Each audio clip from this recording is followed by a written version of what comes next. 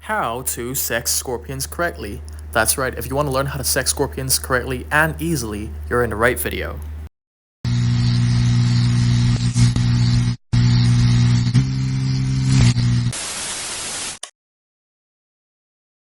So in this video, we're going to be talking about the methodology to sexing scorpions and not how to tell whether a scorpion is male or female, but rather the method to sexing scorpions.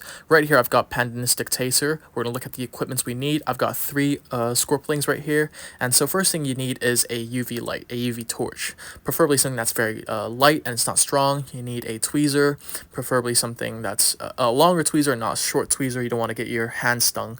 And you also want these Ziploc bags, but you want to poke holes in there so you can get more air out of this bag. And I'm going to tell you why later. It's not for the scorpions to breathe in it. Well, yes, they have to breathe in it, but this is not the most important reason why we have to get so many punctures on this bag. So the first thing you want to do is you want to open the bag, get your tweezer, and you want to hold the scorpion by its tail, just like so.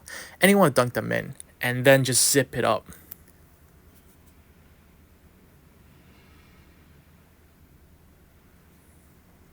Remember when I mentioned about the holes where we have to puncture them? This is where it comes in handy.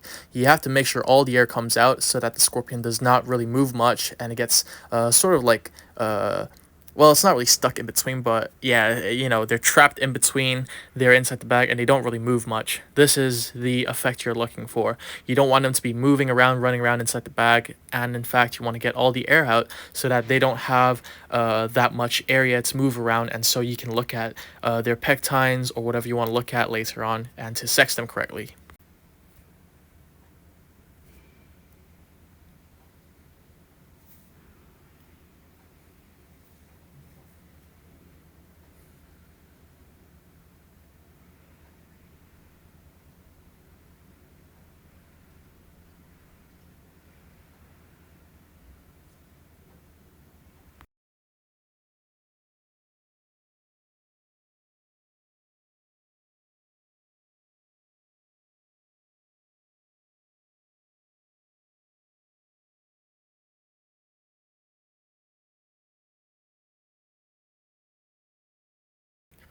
Okay, so for this bag, the holes aren't punctured properly, so I'm gonna have to open up a small mouth for the bag and just let the air out just like so, and just do it light and gently so that the scorpion doesn't get squished in between.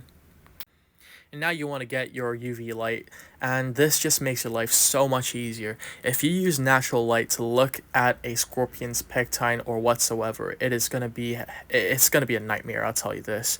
Especially if the scorpion's small and tiny, it's gonna be a nightmare. But look at this. Once you use your UV light, it just makes your life so much easier. You don't have to go through all the stress, all the pain, to use a microscope, to use your iPhone's camera, zoom in and count, or whatever.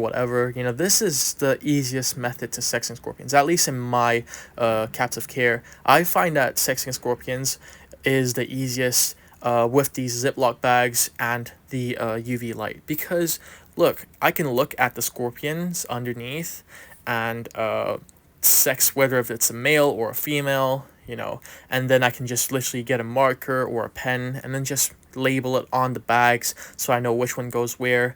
And then, like, I can't really think of an easier way to sex scorpions other than this method, which I have been using over and over and over again whenever I get new species or whenever I get new scorpions in my collection, because they can be quite feisty. You can't really get a tweezer to hold on their tail, and it's going to be difficult if you just put them inside an empty acrylic box. Just look underneath the box, and to sex them, it's just a nightmare. So thank you guys for watching. Please like and subscribe, and I'll post more soon. Bye.